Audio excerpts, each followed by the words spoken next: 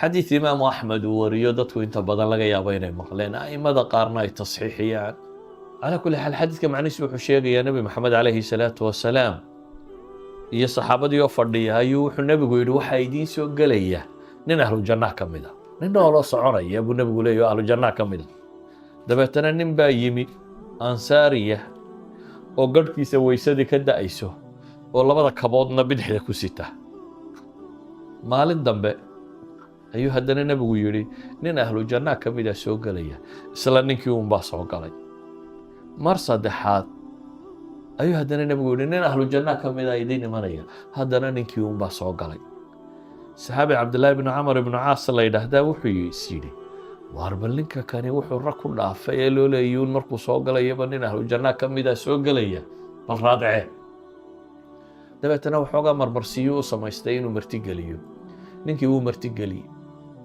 3 habeen buu la seexay ninka gurigiisii habeenkii markuu la seexanayo bal ninkan wuxuu ilaaliyaa wuxuu qabto cishuhuu tukadaa wixii witir alla u qoray salaad buu iska tukadaa waa iska seexdaa habeenkii saqda dhexe markuu baraarugo isrogaba waa tawxiidsadaa waa istakfurlaystaa yani waa dikriya nabiguna calayhi salaatu wasalaam wuxuu tilmaamayaa qofka waysaqab ku seexda habeenkii markuu soo kaco subxaana allah walxamdu lilah walaa ilaha illa allah wallahu akbar walaa xawla walaa quwata illa billah idhaha allahuma akfir lii ilaahay dembigiisa waa dhaafaa markuu habeenkii toose isrogrogayo adkaartaa yara kooban akhrista ilaahay dembiga waa ka dhaafaa ninkan intaana waa sameeyaa 3 maalmood markay dhammaatay ayuu wuxuu ku yidhi cabdillaahi bnu camar warniya waxaan rabaa bal inaad ii waranto salaada subax markay soo dhowdana wuu kacaa unoo dee fajriga dadka siday u tukanayeen buulama wuxuu hi niyow wax dhibi ma jirin waxaanan kuugu imi inaan ogaado waxaad qabato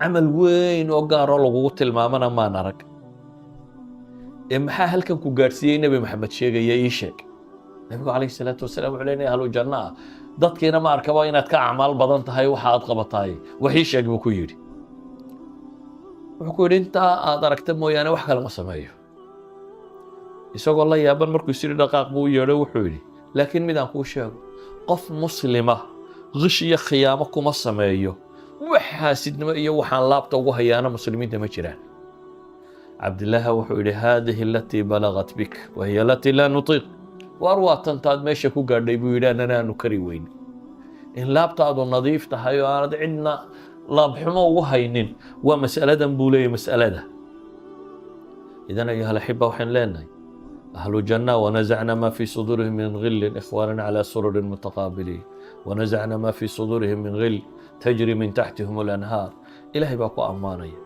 taabiciintii waladiina jaaءuu min bacdihim yaquuluuna rabbana اغfir lana walikhwaanina aladiina sabaquuna biliimaan haddaba inaad laabfayoobaataa adiga caafimaad qabbay kuu tahy waxaad seexanaysaa adoo miyir qabo caafimaad qabo wax dhibi ku hay adoo ciil qaba haddaad tidhaahda seexana gamiba maysid 9 jeer baad hurdada ka toosaysa iyadoo kolba maskaxdaadu ay soo celinayso warkutaalooyinka iyo wixii dhibku haysatay waxaad ka badbaadaysaa colaadaha iyo dhibtoo dhan walidaalik qur-aanka u fiirso ambiyada ilaahay markuu sifaynayo waxyaabaha lagu sifeeyey ugu waaweyn waxaa ka mida inay dad laabtoodu nadiif ahayd yani waa min sifaat alambiyaa haddaynu nebi ibraahim ku tilmaamnay id jaa'a rabbahu biqalbin saliim nebi maxamedna anas ibnu malik xadiidku warinaya waa kale man taqama linafsihi weligii ma aargoosan macnaheedu waa maxay madax ciil qabta hadday dad hogaamiso waa la jabaa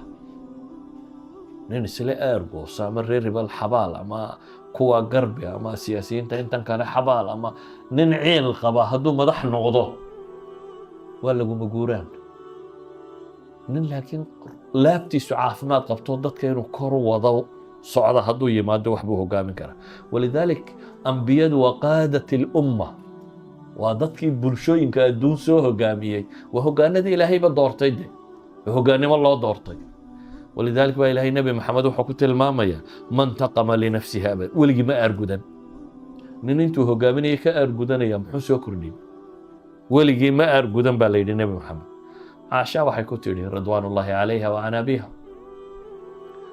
maalin uxud kaaga dhib badan miyaad aragtay ilaahay rasuulkiisiiyo dabeetana wuxuu yihi waxaan tolkaa kala kulmay malayn maysi markii layga saaray maka ee aan tegay daa'if ee haddana wax magaratada laygu diray dhagaxa laygaga soo saaray waan socday buu nebigu yidhi ilaa iyo qarnu thacaalib meel la yidhaahda markaan marayay baan baraarugay lama fiq buu nebigu tilmaamaya yacni qofku markay dhibto ka badato waa iska socday unbuu nebigu leeyahy wuxuun baan kala gartay anigoo maraya maxay meel la yidhaahda qarnu thacaalib markaan marayay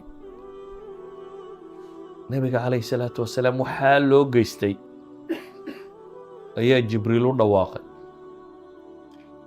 dabeetana wuxuu jibriil ku leeyahy in allaha qad samica qawla qawmika wamaa raddu calayk ilaahay waa maqlay tolkaa waxay kugula hadleen iyo waxay kuugu jawaabeen rabbina wuxuu kuu soo diray malagii buuraha maanta inaad amarto ee waxaad doontaa amar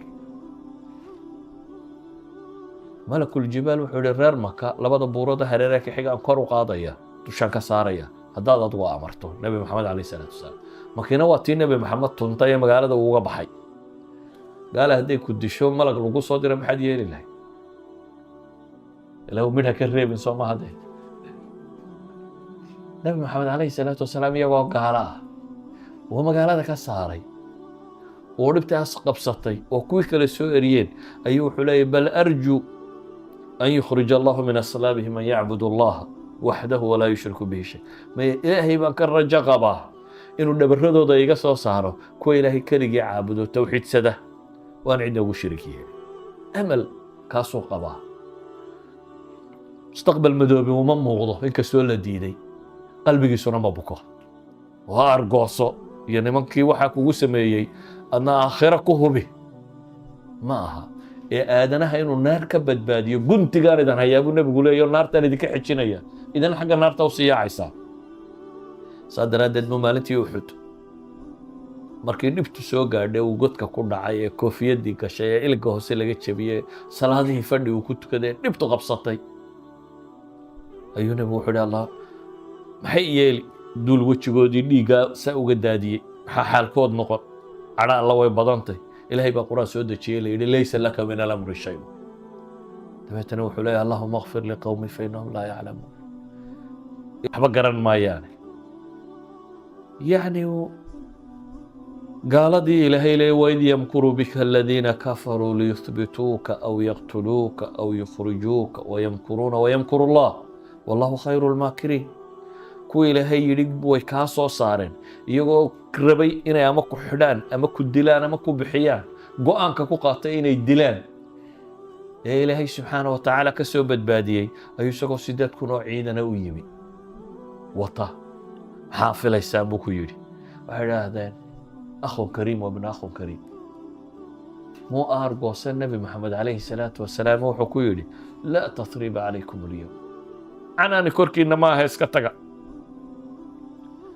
idan dadka hogaaminayay saasay u fakerayeen qisada nebi yuusufna in badan baa laydinka warramay nebi yuusuf walaaladii oo god ku riday oo xidhay oo dhib u geystay oo haddana masabiday oo yidhi kan yari hadduu xaday walaalkiiyo ka weyn baa tuug ahaan jiray waa yuusufka hor taagan ayay leeyihiin walaalkiiyo ka weyn ayaa tuug ahaan jiray ayuu haddana iska cafiyey tallaahi laqad aataraka allahu calayna wain kunaa lakhaati'iin markuu ku yidhi laa tathriba calaykum alyowma yakfir allahu lakum wahuwa arxamu araaximiin yacni laabta muu bukin iyagoo god lagu riday oo aabbihii laga kaxeeyey oo addoonsi galay oo uu xabsi soo galay oo soo rafaaday noloshiisa qayb ka midoo sanawaata xabsigoo quru 7 siniin 7 sano wax ka badan ku jiray intaasoo sannadood baa la addoonsanayay god cidlaabu waxaasoo rafaada walaaladiisii soo mariyey ayaa u yimi iyagoo baahan isagoo madaxa markaasay haddana isagoo madaxa oo aanay garanaynin weli caayayaan oo leeyihin kan yare hadduu xaday mid hore ay walaalahaayeenoo tuugaa jiray markaasuu ka xishooday inuu yidhaha war idinkaa tuuga idinkaa xumaa oo god igu riday waa caafinaya haddana wuxuu leeyahay dambi korkiina ma aha bal waxay culammadu yidhaahdaan wuxuu ilaaliyey khawaatirtooda ومركو دعي سنيي حتى ما ورانين إلهي أنا جاهل كي قصو صاري إذن كان أبارتا إذن كان إلى أبار باكو عضي لفظ بواس طرقانا واسكناف إلهي قد كي قصو صاري ما ورانين وحويلي إلهي تشال كي قد كي يماحون قد علا باحون تشال ضد باكو نولي قد علا اللي بدقاء دي لقردو تشال خطرا لكن isagoo rabbi rabo wuxuu nimcasiiyay inuu ka warramo ayuu wuxuu ilaaliyay khaatirka walaaladii godkaaya haddii la sheego dee walaaladii xaalkoodii baa soo baxaya dabeetana uu iska daayo gaaladu intay u geysatuu sheegay ilaahay anigana jeelka iga soo saaray idinkana mu odhanin abaarta idinka keenay wuu asturay idinkana baadiyaa idinka keenay buu leeyay yani wuxuu diidan yahay wax hangaruufo ah isaga iyo walaaladii maxay inay dhex maraan min bacdi an nazaqa ashaytaanu baynii wa bayna ikhwatii mu odhanin markaa dhibta ii geysateen markii aniga iyo walaalkay shaydaanna dhex maray buu leeyahay aniga iyo walaaladay shaydaanna dhex maray idan waa nebiyadii malaa waxaa laga yaabaa inaad tidhaahdaan dee anagu ma nebiyaanu gaadhina qaaraan nebi ahayn aan ka warramo oo qur-aanka ka warramay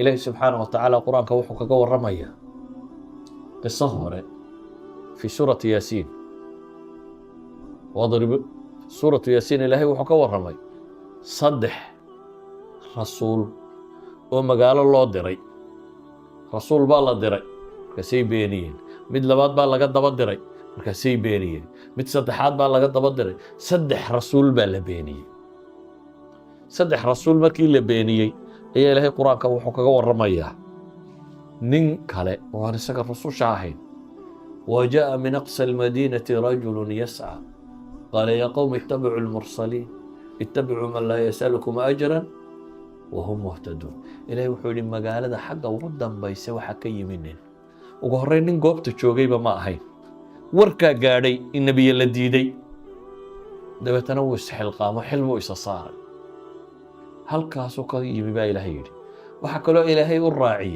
قابكو يمي ما هين نين عاجسة isagoo rooraya oo inuu arrintaa wax ka qabto raba ayuu yimi baa ilaahay yidhi wajaa min aqsa almadiinati rajulun yasca wuxuu yidhi waartolkayow waa raaca rasuullada cidaan waxba idinka doonaynin idinna hanuuninaysa aadanuhu inta badan soomaalidu maxay odhan jirtay wadaadka wacdigiisa waxaa ka dambeeya maxay waxisi markaa wacdigan hore dadka mari maaya mar haddaad waxisi la daba taagantay waa kollay dantu wataa uma waxii dhiiba weeyaan kan ilaahay wuxuu ku sifeeyey inaanu taa wadanin wuxuu leeyahay waa raaca rasuullo idinna hanuuninaya waxna aan idinka doonaynin aadana haddii xagga jeebka laga maro wasgeejiyaa qofkaad rabto qalbigiisa inaad furato inta badan ha isku dayin jeebkiisa inaad furato dabeetana waxaa rabbi ku yidhi waa diideen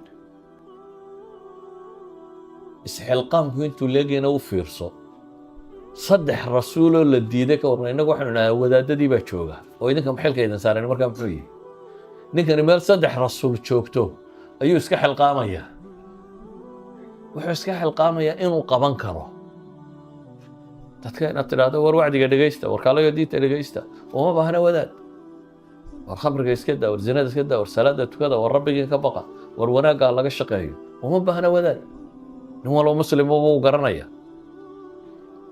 laakiin isxilqaankaa yaraaday dabeetana hal wadaad ama muxaadaro jeediya ama imaam kelmad yidhaahdaa diintii baa laga dhigay asalkuna wuxuu ahaa dadka muslimiinta oo dhan inay diinta iska xil saaraan waxaa gaala idinka idin sugayaan aakhiro su-aashooduna khatar weeyaan inay yidhahdaan ilaah way nala joogeen oo jeebakaygay baadhan jireen waxba noomay sheegin way noo soo hunguri doonteene diinba noomay sheegin waa su-aal khatara ninkan ilaahay wuxuu yidhi meel fog buu ka yimi isagoo roorayuu yimi caynkaasaanuu yimi haddaba intaasoo dhamm iyadoo cajaba wax kasii cajab badan baa ilaahay sheegay waxay culammadu yidhaahdaan ninkani mabdi'iisi buu casdaysta wamaa lii laa acbud maxaa aniga aan u caabudi waayo rabbiga iyo cidka mabdi'iisii oo dhan buu caddaystay kadibna isagii bay dileen waa la dilay meeshu meel sahlan maahayn meesha ninkan iska taagay waa meeshaa keensatay in la dilo waa la dilay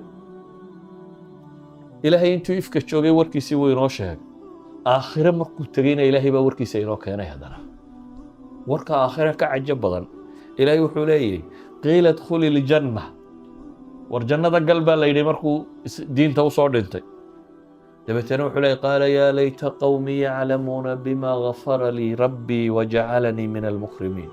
yaa layt, alla jeclaan lahaayee buu leeyahy tolkay inay ogaadaan oo og yihiin sida rabbi iigu dambi dhaafay iyo sida lay karaamay. kuwii dilay buu weli khayr la rajaynayaa, laabtaan bukin. kuwii dilay ayuu khayr la rajaynayaa. adigu hadday gaala ku disho oo dad diinta diidan ay ku dilaan oo had aakhare qabato oo ilaahay wax ku weydiiye maxaad odhan lahay? waxaa laga yaabaa inaad odhan lahay bal jannadu horta hay dambaysa raggii aanu sheegnay rabbow godka naareed ku hubi. laakiin ilaahay wuxuu inoo tilmaamayaa ninkan aakhiro jooga markii horena meel fog buu ka soo cararay inuu dadkaa diin u sheego, iminkana isagoo dhintay ayuu wuxuu leeyahay alla tolkayaa u sheega sida rabbi ii nimceeyey igu dambi dhaafay iyana ha islaamaan weeyaane. taa macnaheedu waxa weeyaan waanu ceel qabin. si kale haddaynu tilmaamno waxa weeyaan laabtiisaa caafimaad qabtay. taasaa waxay sababtay inaanu dareemin waxaan oo dhan.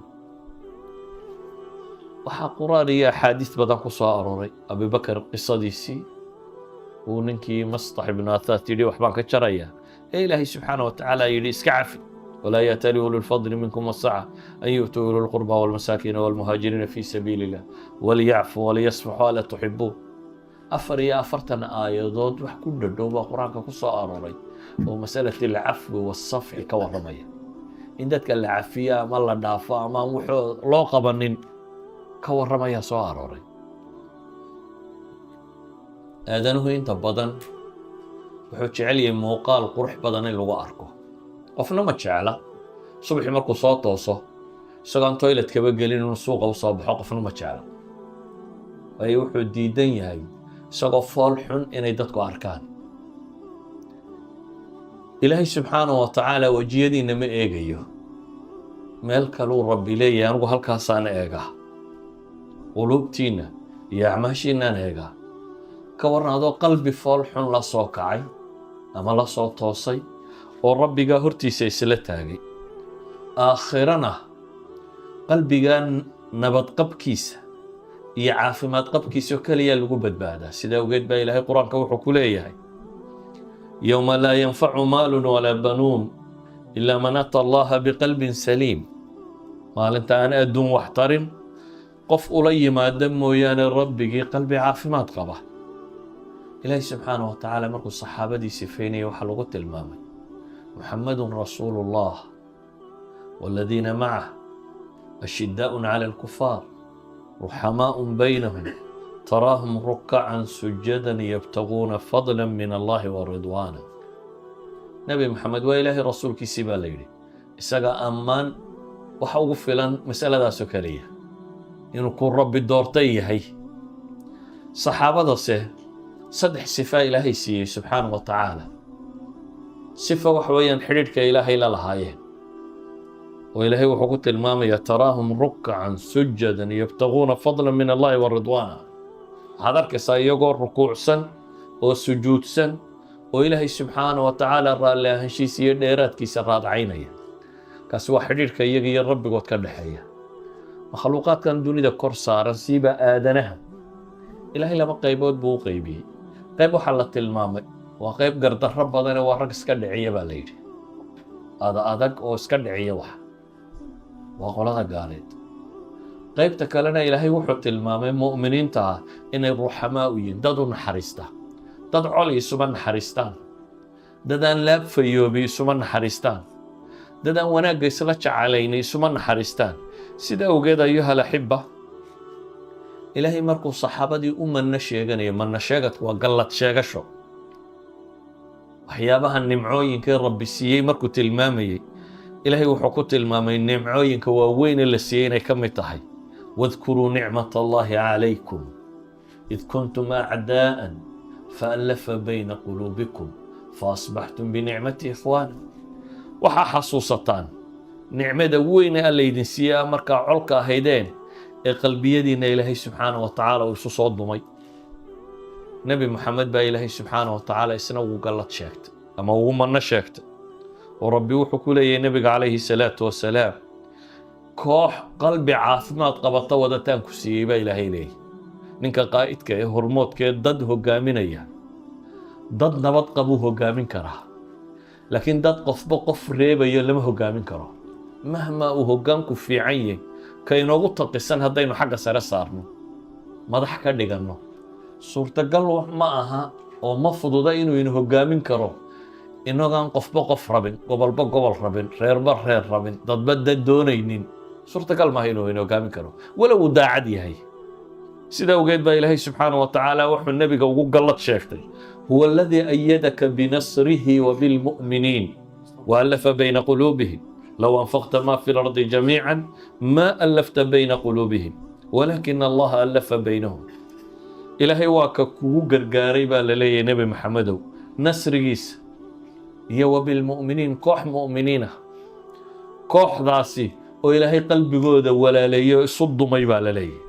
walaalnimada la sheegaya islaamnimadu ma timaado iyadoo quluubtu bugto oo caafimaad aanay qabin.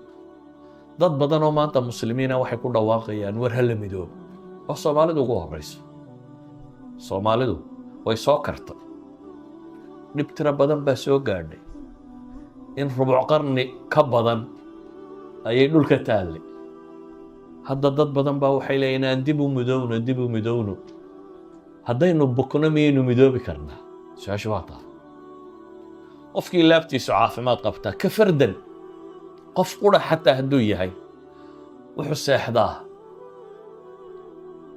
isagoo caafimaad qaba, isagoo aan noloshiisu warwariyo tiiraanya lahayn, isagoo aan laabtu huraynin.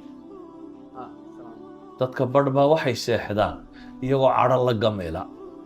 maalinba warka yare uu soo maqlo ama fadhidu ku dararka inta laga lahaa hurdadaba ka qaadaa, isagoo ciil qabu sariirtiisa tagaa. haddaba waxaan leenahay qofku hadduu calooshu bukooto ma noqdo qof bulshada la noolaan kara. ilaahay subxaanahu wa tacaala markuu nebi ibraahim inooga warramay baryadiisii, fiirso, nebi dhan oo rabbi soo diro oo ilaahay baryaya, muxuu leeyahy: walaa tukhzinii yowma yubcahuun yowma laa yanfacu maalun walaa banuun ilaa man ata allaha biqalbin saliim.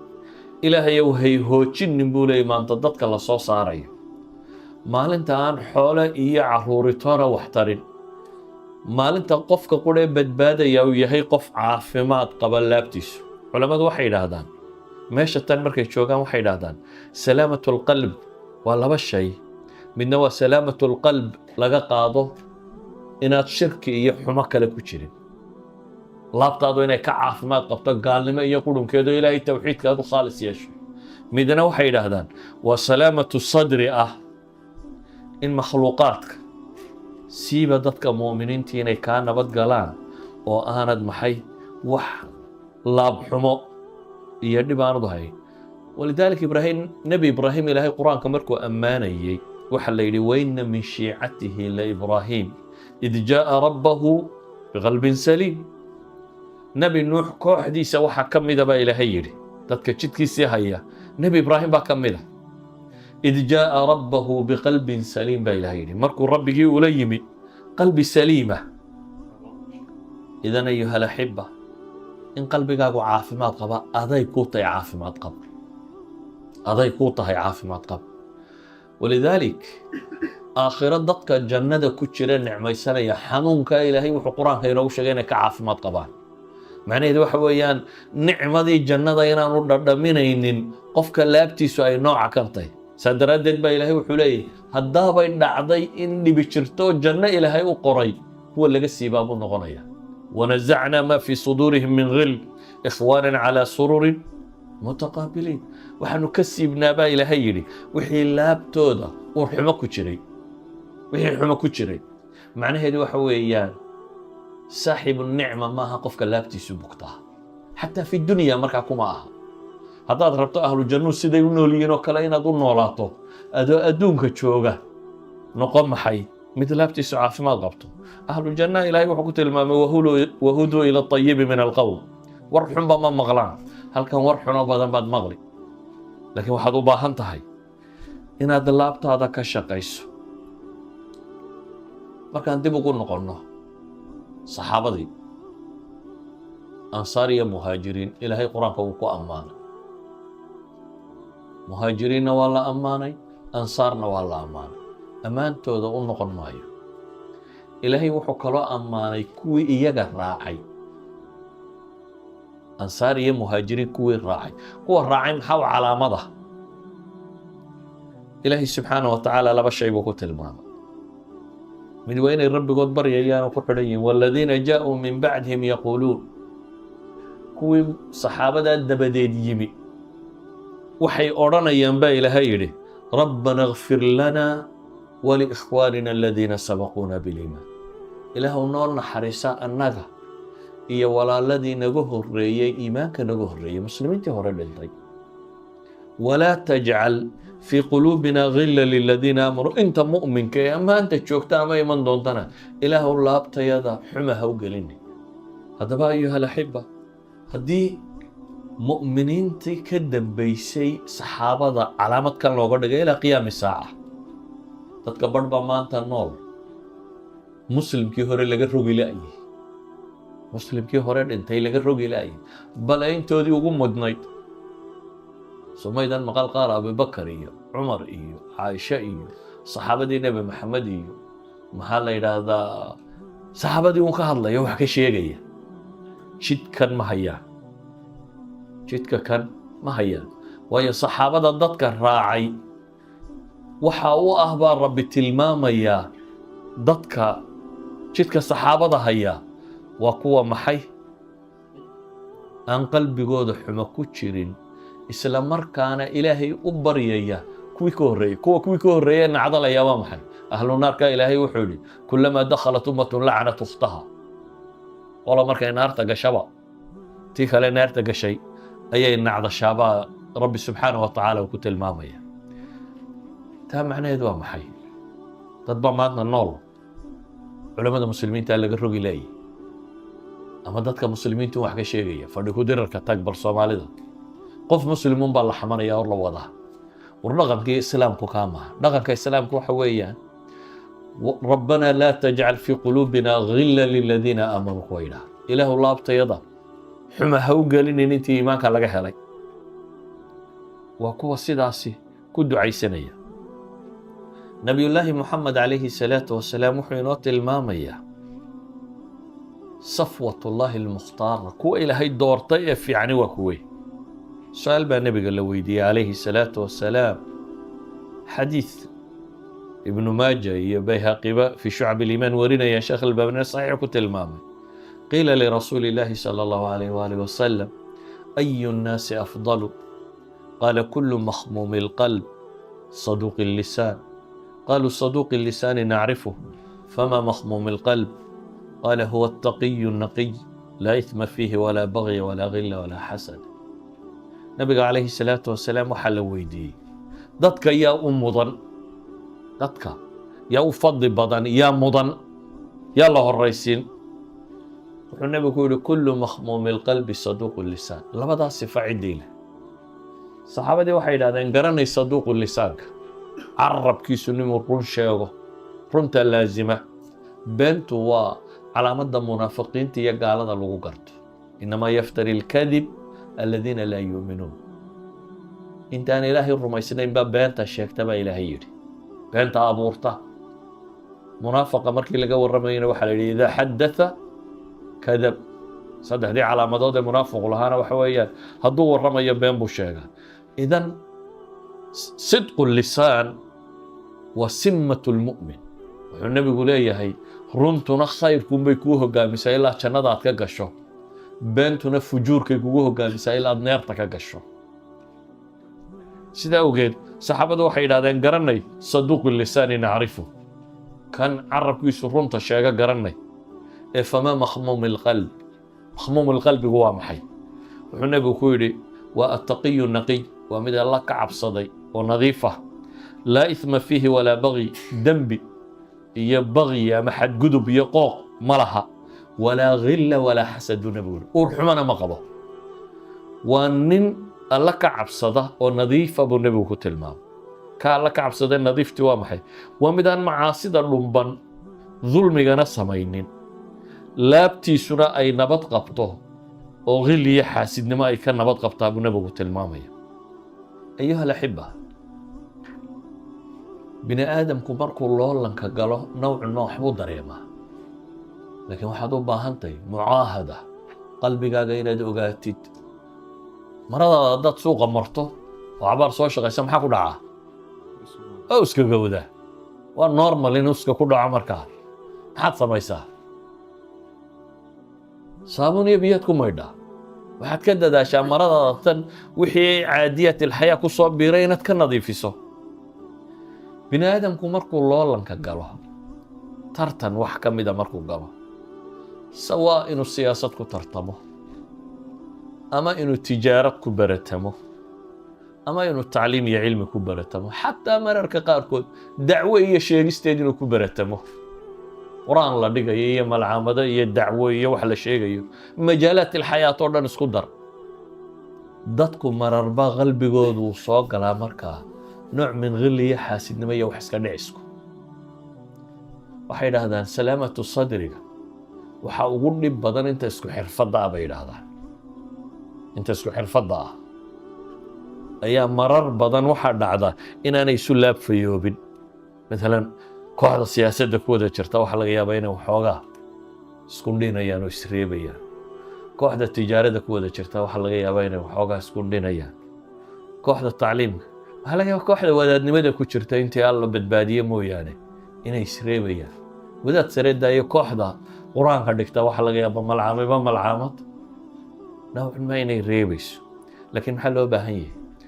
waxaa loo baahan yahay qofku inuu nadiifiyo qalbigiisa, inuu soo jeedo, inuu is ogaado, inuu ogaado war maxaa kugu soo biiray, walaalkaa iyo adiga maxaa idin dhex maray. meel waxaa lagu yidhi ku dagaalanoo yaan cidi kaaga hormarin, waxa kaloo dhammina musaamaxaa lagu yidhi. meeshee lagu yidhi ku dagaalan, jannada yaan cidi kaaga horrayn. limithli haada falyacmal ilcaamiluun walyatanafas ilmutanaafisuun.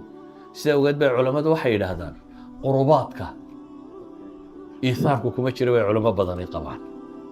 waxaa naftaada laga horumaray qurubaadku kuma jiraan, wixii alle loogu dhowaanaya. maalan safka horaa meele ka bannaantahay, adaa aw hebelow safka hore gal lama yidhaahdo. adba jannada waad u baahantahay. aw hebelka ama janno jecla socankaa maaha, adaa janno u baahan. idan qurbada ilaahay u dhowaanshihiisa cid layskama horumariyo. hebelow adigu xagga alle iga mar lama yidhaahdo. xagga alle adigu u dheeree, xagga adduunkaa layska horumariya. adduun markuu wuxuu yahay ee adduun ku saabsan yahay baa cidda kale layska horumariya.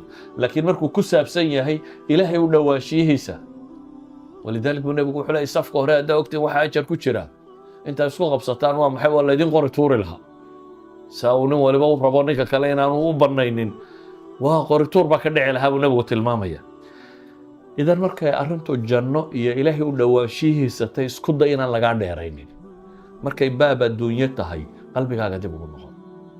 waayo hadday laabtu bukooto balaa ka dambaysa. waxaa ka dambeeya xanuunadan ka warramaya oo dhan ee xaqdi iyo xaasidnimo iyo ciil iyo urkutaale iyo urxumo o dhan baa ka dambeeya. waxaa ka dambeeyo intaa kaaga daran in xataa acmaashii adduun ama laga aqbali waayo ama ilaahay toobad kaa aqbali waayo. maala nebigu calayhi salaatu wasalaam wuxuu leeyahy xadiidka muslim warinayo, albaabada jannada waxaa la furaa khamiista iyo isniinaha. waa maalmuu nebigu soomi jiray inta badan. waxaanu naqaanaa ramadaanna in la furo. haddii goor soonta iyo albaabada furistoodu in badan baa nusuustu isku xidhaa. albaabada cirka iyo kuwa jannadaba waxaa la furaa maxay? maalmaha kan fayugfaru likulli cabdin laa yushriku billaahi shay-a. ilaahay wuxuu dembigiisa dhaafaa qof kasta oo mu'mino ahlu tawxiida.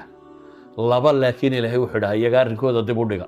wa ayo kaanat baynahu wa bayna akhiihi shaxnaa'un fayuqaalu andiruu haadayni xataa yasطilix.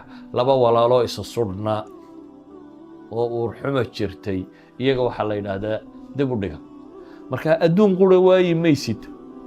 adduunyadu dee markay cidhiidhiga gasho waa luntaayeen oo colaad iyo beliya baas ma ka rabto. laakiin adduun qura waxaad waayeysaa maahae waa maxay? dembi dhaafka allaad waayeysaa. sidaa ogeed waxa fiican ilaa man ata allaha biqalbin saliim buu qur-aanku tilmaamayay, ma liibaana aakhiro nin la yimi qalbi caafimaad qaba mooyaane. xaasidnimada iyo xaqdiga iyo colaadda iyo reebninku bal fiiri, ama daymood ama dhugo ama eeg, inta waxa uu inaga reebayo, inta dhiba uu kuu geysanayo.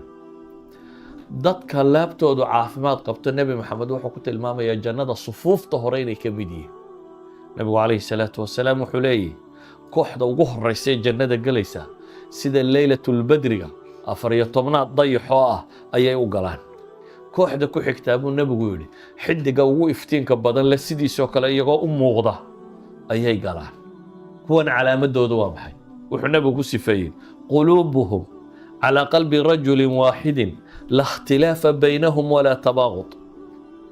kuwan qalbiyadoodu waa sidii nin quro baa ilaahay leeyahy, oo wax khilaafa iyo wax isu cadhays iyo kuma jiraan. idan waa dad laabfayow baa la leeyahay kuwan jannada xagga hore ka gelayaa buu nebigu ku tilmaamaya calayhi salaatu wasalaam. deetana wuxuu sii sifeeyey waxay nimco helayaan oo dhan.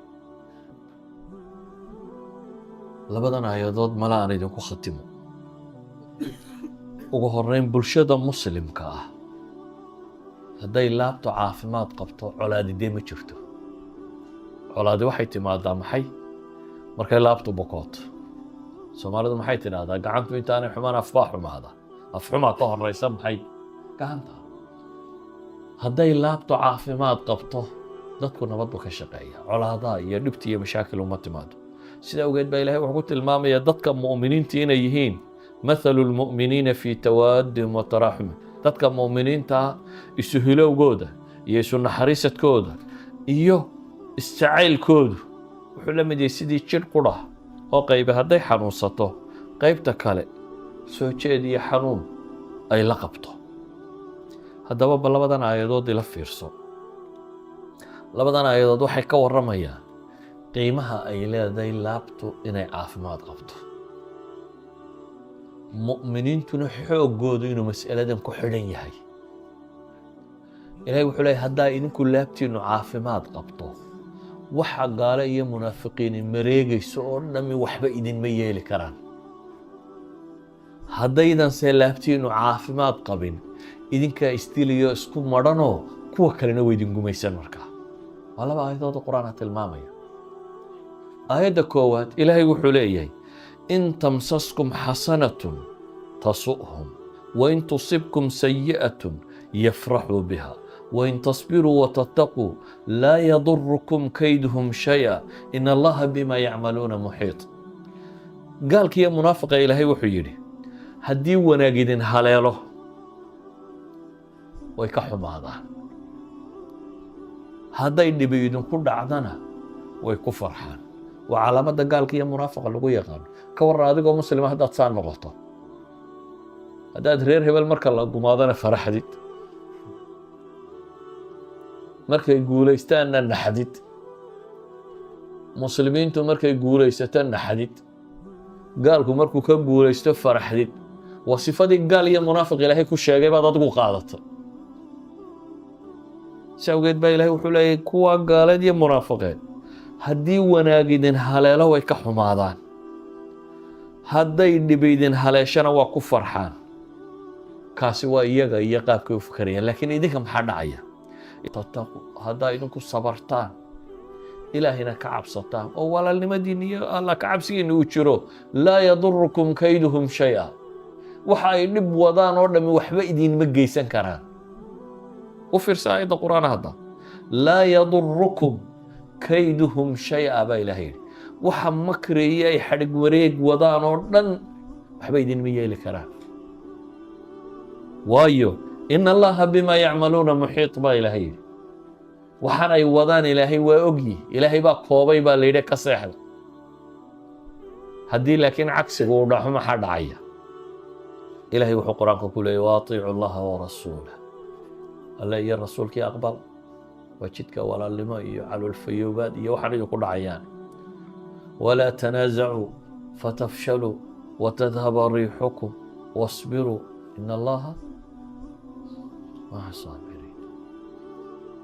إلهي وحينا لي الله يا رسول باضع والنزاع يسقبسك إسكداي نزاع يسقبسك وحي ما دام كيدا لا بحماته دبتنا ولا إسقبصها حكى رتب مية مركي هرم محل يري وإن تصبروا وتتقوا لا يضركم كيدهم شيئا markana maxaa la yidhi markay laabtii xumaatay colaadii iyo dagaaladu dhexdeena ka dhacaan fatafshaluu watadhaba riixukum baa ilaah yidhi kalimatu lfashli fi lluga dacfigaa la yidhahdaa waa liidan doontaan dowladnimadiina iyo xooggiinuna way tegi doontaa baa ilaah yidhi maanta caalamulislaami maxaa ka jira marka hore calooshaa xumaatay kadibna waa la isqabtay kadibna waa la isdilay kadibna gaalkaa loo kala dheereeyey kadibna waa la daciifay kadibna dowladnimadii baa la waayey kadibna waa layna gumaystay markii horena waxaa layna yidhi laa yadurukum kayduhum shaya markana waxaa layna yidhi maxay fatafshaluu watadhaba riixukum haddaba ayuha alaxiba qof ahaantaada markaad tahay haddaad rabto inaad caafimaad qabto jaamacadda Leeds agtiina ku taala professor ka mida wuxuu iclaamiyey inuu dhigayo course ku saabsan caafimaad qabta laabta iyo dadku inay iscafiyaan iyo musaamaxa oo dabeetana wuxuu leeyahay xanuunada ugu badan ee bini aadam ka dhaca cuqadka nafsiga ka dhashaan buu leeyahay haddii dadku laabtooda caafimaad qabto caafimaadkaa faafaya course-ka markiiba saacaduu ku buuxsamay baa layidhi dadkuba waa bukaa yani waxaan leenahay intaan Leeds iyo meel kale laynooga sheegin ilaahay baa wuxuu inoo sheegay hadday laabteennu caafimaad qabto kow inaynu inagu caafimaad qabayno hurdo fiican iyo calool fiican iyo cibaado fiican oo rabbi aqbalo iyo waxaad ku cibaadaysanayso rabbi kaa yeelo iyo dadka muslimiinta oo ku aqbala dadku qofka laabta xaadhan lama colaadiyaan laakiin tit for tit kaba ayaa beledu ka dhacdaa adna intan u geysa adna intan kuu geysadu ma dhammaato laakiin dadka musaalimkaa dadkuna wuu la nabadgeliyaa waa badbaadiyaa waa la musaalamoodaa idan qof ahaantaada waad ku caafimaadaysa hadday laabtaadu caafimaad qabto waxtar bay kuu tahay diin ahaan iyo caafimaad ahaan adduunya ahaanba waa mar labaade ka bulsho ahaan jiritaankeennu wuxuu ku xidhan yahay in badanoo ka midi laabteennu inay caafimaad qabto ilaahay baa inoo ballan qaaday haddaynu sidaan nahay oo sabir iyo taqwo iyo alla ka cabsi uu inagu jiro kaydka cid kale waddo oo dham inaanu waxayna yeelaynin haddiise aynu cagsiga nahay oo markaasi inagu isu xiniyo weyn nahay oo colaadii iyo cadhadu ina dhex taallo in jabkani jirayo waxaa markaa habboon qof waloo muslimiba meesha ugu habboona uu ilaaliyaa inay qalbigiisa noqoto in allaha laa yanduru ilaa suwarikum wa ajsaamikum sida u egtiin iyo qoloftiina ilaahay ma eego ee rabbi wuxuu eegaa ilaa quluubikum wa acmaalikum qalbiyadiinna iyo waxa ka ratibmee acmaasha ah ayaa rabbi eega waxaynu u baahanay meesha rabbi eego inaynu tahirno qur-aanka sifaadka ambiyada ay dacwaday wadaan waxaa horeysa wayuzakiihim bale nebi ibraahim markuu ducaynayay qur-aanku siduu u soo naqliyey taskiyaduu dambaysiiyey rabbanaa wabcad fiihim rasuula yatluu calayhim aayaatik wayucallimuhum alkitaaba walxikma wayuzakiihim weeyaan ilaahay markuu sheegay in dacwadaa uu aqbalay saddexda aayadooda kale ka warramaya taskiyaday horaysiiyeen culammadu waxay idhahdaan lafta qur'aaniya baa ku jirta oo ah inay taskiyatulquluub ka horayso tacliimu alkitaabi walxikma تلاوة الكتاب تبليغية ويا أما تعليم الكتاب والسنة هنا كهر ريسمحي تزكية القلوب من قلبي هذا لا نذي فيه لا الرب أيه قد أفلح من زكاها وقد صاب من دساها بإليه وحلي باني عند نفتي سطهرته إنها لا تعمى الأبصار ولكن تعمى القلوب التي في الصدور indhaha lama beele waxa la beelaa baa rabbi leeyahay kuwa laabtaa la beelaa laabta haddaad la'dahay indhahooda waxaa ka sokeeya indha maaha. laabta indhahooda waxay arkaan marka wixii rabbi jecel yahay. wixii rabbi jecel yahay ayay arkaan. waxa rabbi jecel yahay haddaad aragtana thawaabka iyo ajarkaad helaysaa kaala weyn wax kastoo laguu geystay. in dhib lagu gaarsiiyo adna aad intii goosato waxa ka ajar weyn. walaman sabara wagafara ayaa ka ajar weyn. ayuha alaxiba, kelmaddan qaybteeda hore waxaan ku soo koobayaa inaynu maxay rabbigeen tala saaranno oo uu ahaado waxa mudnaanta aynu siinaynaa laabteennu inay caafimaad qabto. in laabtu caafimaad qabto maxaa kugu saacidaya? mal asbaab maxay markaad samayso ayay noqonaysaa laabtaadu inaad caafimaad qabtaa. in shaa allahu tacaala waxaynu ka dhigi درس آخر. وصلى الله على محمد وعلى آله وصحبه وسلم والحمد لله رب العالمين.